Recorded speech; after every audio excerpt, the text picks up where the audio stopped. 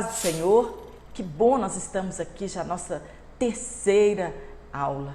E para mim é um prazer muito grande ter você aqui no meu canal. E eu quero desejar para você a gloriosa paz do nosso Senhor e Salvador Jesus Cristo. E já de antemão agradecer a todos que têm curtido e comentado em minhas aulas. E no final de toda a gravação, eu vou mandar um abraço carinhoso, especialmente para cada um que tem comentado no meu vídeo. Não vou fazer isso no início das aulas, para que os vídeos não fiquem cansativos e que eles fiquem mais objetivos. Mas quero já agradecer a cada um que tem me dado ideias para melhorar meu canal, melhorar o áudio e, portanto, que Deus abençoe cada um de vocês. E hoje, na lição de número 3, nós vamos falar sobre a superioridade de Jesus em relação a Moisés. Este trimestre nós vamos falar sobre Jesus é maior do que tudo e do que todos. E se você não assistiu a aula 1 e a 2 ainda, é bom que você assista para que a aula seja mais proveitosa. Vou deixar aqui na descrição do vídeo um link da lição correta de domingo, porque houve um erro de gráfica. E como a minha aula já estava gravada, não teve como eu falar no meio da gravação.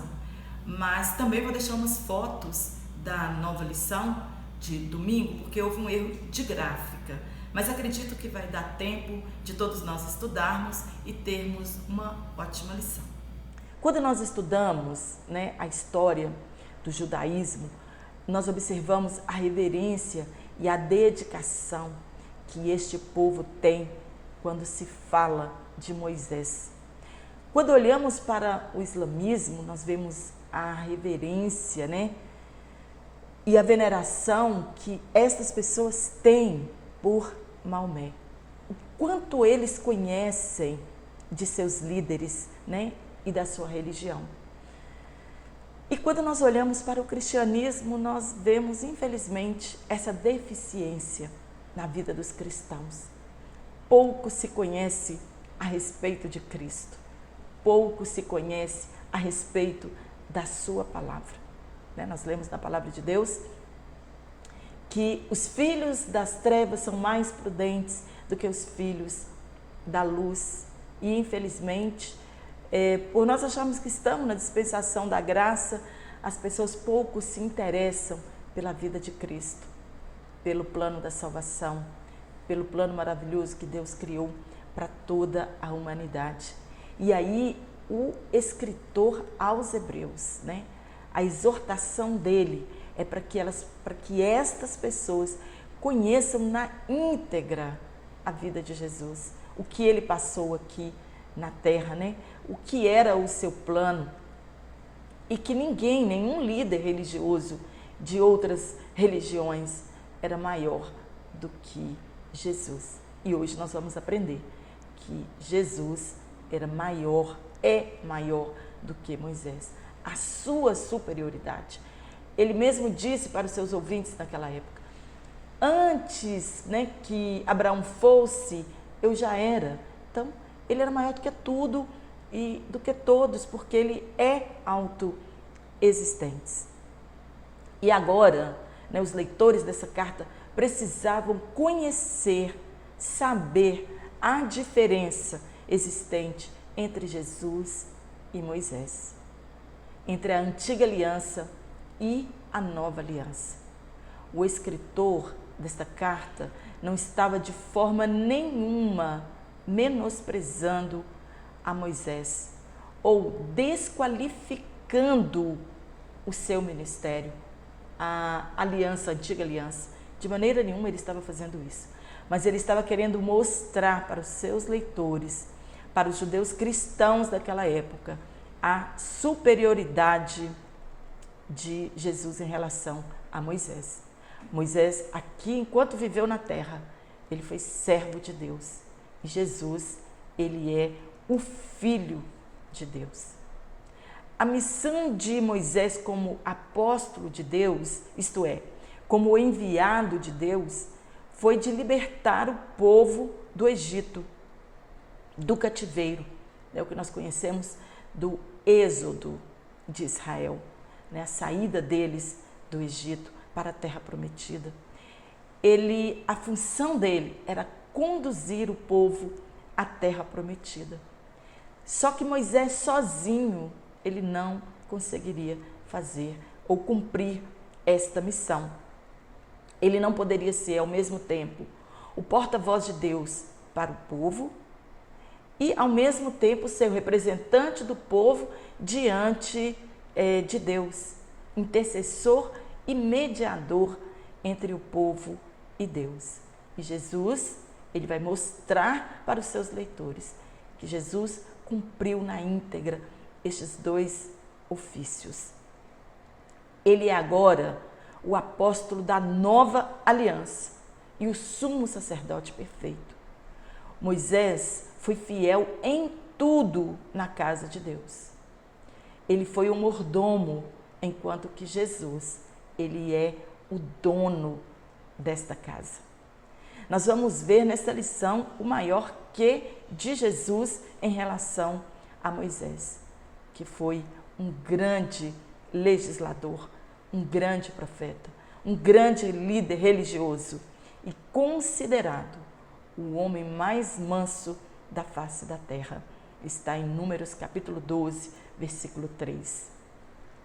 Eles tinham de entender que Cristo é superior à criatura. Hoje, infelizmente, muitas religiões têm esta mesma dificuldade de entender a superioridade de Cristo.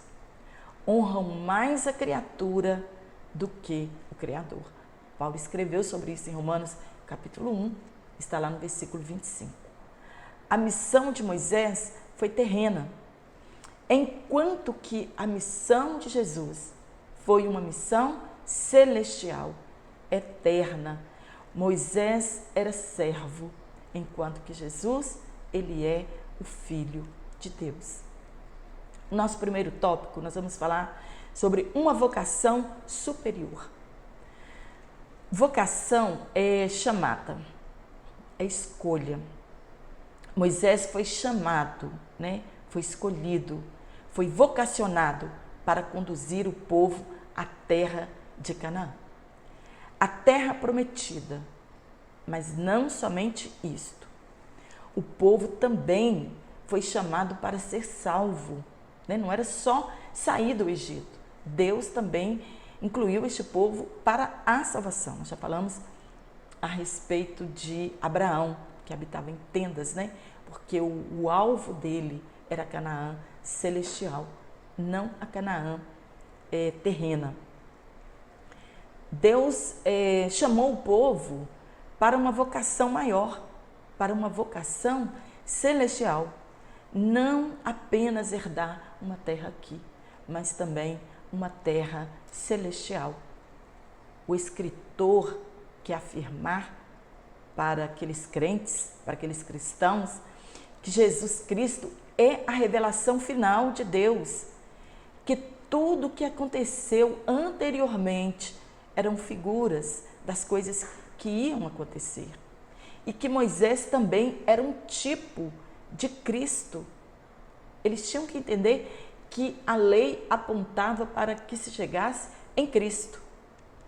Moisés era considerado o maior homem para eles. Foi através de Moisés que eles receberam a lei, a aliança, a adoração do tabernáculo, a identidade nacional e o judaísmo. Para este povo era muito difícil entender a superioridade de Jesus. Os cristãos judeus precisavam conhecer urgentemente a superioridade de Jesus, pois eles estavam tentados a voltar ao judaísmo. Muitas pessoas retrocedem em sua jornada espiritual, porque de fato não conhecem quem é Jesus Cristo. Ele queria explicar para eles que Moisés, sim, tinha sua grandeza, mas a glória de Jesus ultrapassava a grandeza de Moisés. Está em 2 Coríntios, capítulo 3, versículos 7 ao 18. Aqui o apóstolo Paulo, ele fala da grandeza da nova aliança. Ele fala que o ministério de Moisés, ele foi glorioso, mas ele foi transitório. Moisés, ele tinha de cobrir o seu rosto por causa da glória de Deus, pois o povo não conseguia olhar para o seu rosto que refletia a glória de Deus. Mas Paulo está dizendo que agora, na nova aliança, com o rosto descoberto, nós refletimos a glória do Senhor como um espelho. A lei, ela não conseguiu redimir o homem. Ela não podia salvar o homem. Os sacrifícios constantes não foram capazes de purificar a humanidade perdida. Ela apenas apontava o caminho que levava a Cristo. Ela foi o aio, diz Paulo, que ela foi o aio. Ela nos conduziu até Cristo. O escritor está dizendo a eles: vocês também são participantes desta vocação celestial. Isto é, vocês são aqueles que responderam ao chamado de Deus para a salvação em Cristo. Eles não podiam retroceder agora. Essa era a exortação do escritor aos Hebreus. Deus encheu aqueles cristãos de dignidade, serem participantes da família de Deus e tendo como irmão mais velho Jesus Cristo. Então o escritor vai dizer: considerai isso. Infelizmente hoje muitos cristãos não consideram, toda essa dignidade e honras que foi dado a nós, ser filhos de Deus, ter Jesus Cristo como o irmão mais velho. Jesus é chamado de apóstolo apenas aqui na carta em Hebreus. Mas no Evangelho de João, Jesus ele é chamado como o enviado de Deus. Apóstolo e enviado é a mesma coisa. Tanto Moisés quanto Jesus foram fiéis a Deus e fizeram tudo que eles foram designados. Está em Números capítulo 13, versículo 7, falando a respeito de Moisés. A casa que Moisés serviu fielmente não era o tabernáculo, mas ao povo de Deus, como a comunidade da fé. Está em 1 Timóteo capítulo 3, versículo 15. Não era uma casa de Moisés, Israel.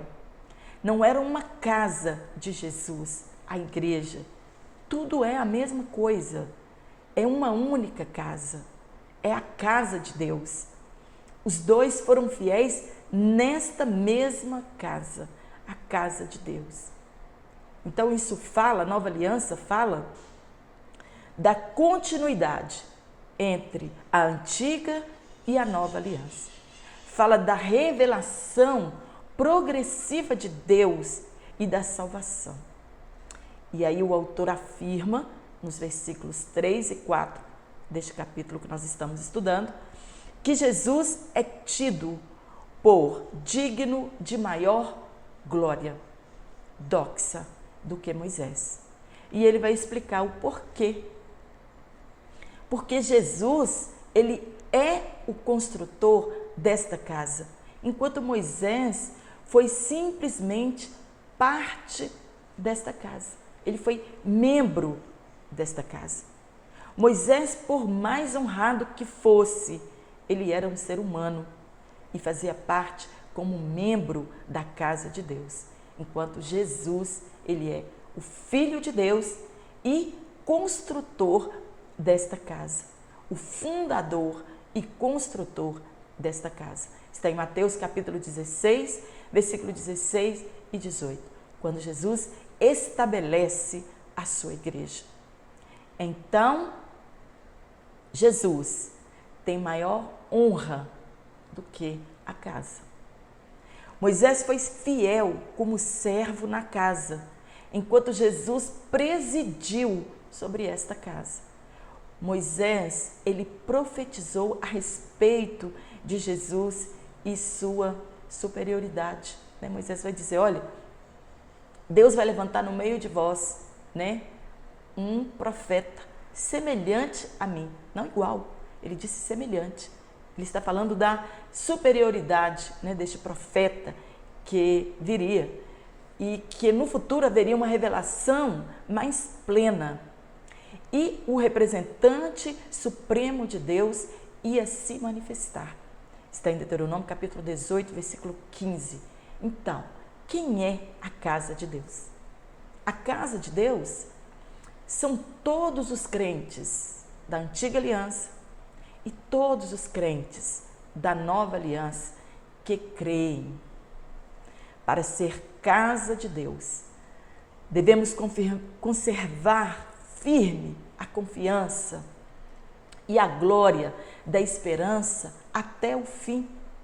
O autor, ele exorta os crentes que eles têm tudo a ganhar se permanecerem firmes, mas também eles têm tudo a perder se desviarem de Cristo. E para nós também é assim. Precisamos evitar as armadilhas da incredulidade. Israel respondeu ao grande milagre que Deus operou no deserto, na vida deles, com a incredulidade. E pereceram no deserto. E afrontaram e provocaram a Deus durante 40 anos. E os cristãos da nova aliança estavam dando a mesma resposta depois que foram resgatados por Cristo: incredulidade e desobediência. Endureceram seus corações e pereceram no deserto. E a incredulidade, ela leva à dureza de coração. A dureza de coração leva à desobediência e à rebelião. E a rebelião leva à apostasia e à perda definitiva do descanso prometido por Deus. E os novos crentes, depois de ter sido resgatados por Cristo, vivenciarem todos os milagres, estavam respondendo a isso do mesmo jeito que o povo no deserto, com a incredulidade. E o que nós aguardamos, qual a maior promessa que nós aguardamos, que não seja o repouso de Deus, o repouso, o descanso prometido por Deus? Olhando para o passado, o apóstolo Paulo escreve que eles, né, o povo do passado, da antiga aliança, serviam de exemplo para nós. Está em 1 Coríntios capítulo 10, versículo 11 e Judas no versículo 5. Eles estavam em perigo. Experimentaram a redenção na cruz e agora estavam negligenciando a fé. O deserto era uma lição para aqueles crentes que queriam voltar para o seu velho estilo de vida. Endurecer o coração é desconsiderar a voz de Deus e agir conforme nossos próprios desejos e medos. E no versículo 9 de Hebreus, Deus fala a respeito da dureza extrema do povo de Israel, que o povo o tentou e provou a Deus, e viram as obras de Deus por 40 anos e negligenciaram a salvação.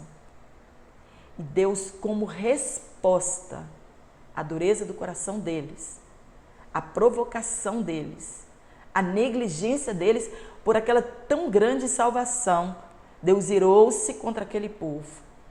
E de todos que saíram do Egito, apenas Josué e Caleb entraram na terra prometida. Eles, estes dois, materializaram o invisível e creram nas promessas que Deus era com eles. Quantos livramentos Deus deu àquele povo! E desde o Egito eles começaram a ver os milagres de Deus. E quanto mais Deus operava no meio deles, mais duro ficava o coração daquele povo, menos eles criam. Eles já estavam acostumados com o sobrenatural. Isso é a pior coisa que acontece em nossas vidas, estarmos acostumados com o sobrenatural. E hoje nós vemos isso em nosso meio. As pessoas vão para a igreja cultuar e permanecem lá dentro, como se estivessem em um parque de diversão. Já acostumaram com o sobrenatural, já acostumaram com a presença de Jesus, já acostumaram com a adoração. Para eles o sobrenatural já virou natural. E baseado na atitude de Tomé, que somente ia crer na ressurreição de Jesus se ele visse e tocasse Jesus, isso formou-se um provérbio, ver para crer, está em João 20, 25. Mas aqui, em relação a Israel, nós vimos que quanto mais Israel via, menos eles criam. Quanto mais via, menos eles criam. Aquele povo participou do sobrenatural de Deus. Viram milagres que nações nenhuma viu e nem verá. E mais aquele povo provocou Deus a sua ira. Eles já estavam acostumados com o sobrenatural. Eles viram no deserto, viram o mar se abrir, Deus sustentá-los com um maná, e nada daquilo fazia com que o coração do povo voltasse para Deus. Moisés e Jesus foram poderosos em obras, mas isso não era suficiente para segurar os crentes, e hoje não é diferente. Quantos milagres Jesus operou no seu ministério terreno, e não foram todas as pessoas que se converteram ao cristianismo. E hoje também, quantos milagres as pessoas veem, quanto as pessoas veem Deus agir e elas não creem. Banalizaram o sobrenatural de Deus. As pessoas estão insensíveis aos milagres. Em Salmo de número 103, no versículo 7, está escrito que Israel viu as poderosas obras de Deus, mas Moisés conheceu os caminhos de Deus. Esses caminhos aqui quer dizer, ele conheceu a mente de Deus, porque ele tinha um coração confiante. Deus já tinha trabalhado na vida pessoal dele antes. Deus já havia trabalhado na vida pessoal de Moisés, antes de entregar a ele esta missão. E como libertador, ele emergiu em humildade, em tudo foi submisso a Deus, crente e temente, as mesmas características de Jesus. Está em Mateus capítulo 11, versículo 29. Jesus mesmo fala de suas qualidades, de mansidão e humildade. Jesus também viveu experiências no seu deserto, mas em tudo ele foi superior a Moisés. E nós hoje vivemos o mesmo perigo que o povo de Israel vivia. Os mesmos perigos da igreja do primeiro século. Começar bem e não terminar.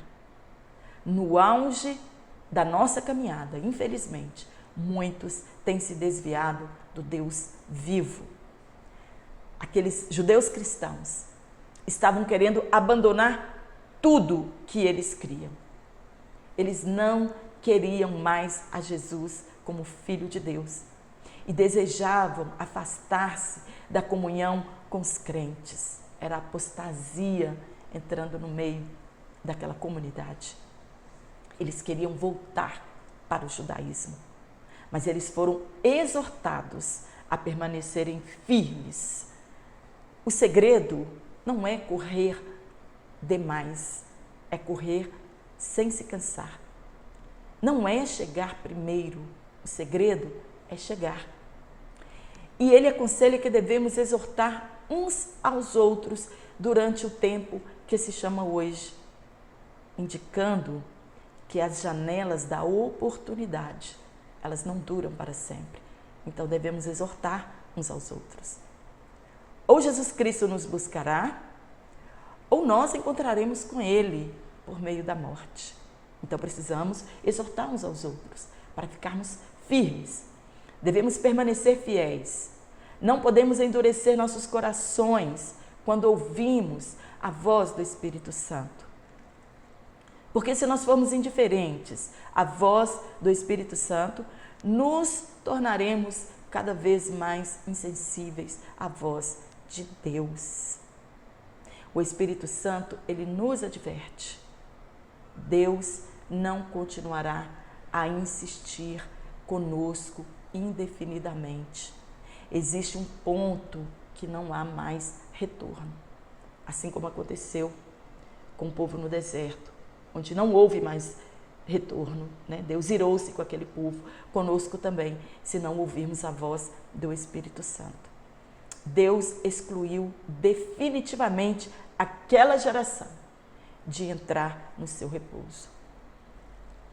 Quanto temos ouvido, quanto temos visto a respeito da glória de Deus e das promessas, e muitos querem retroceder.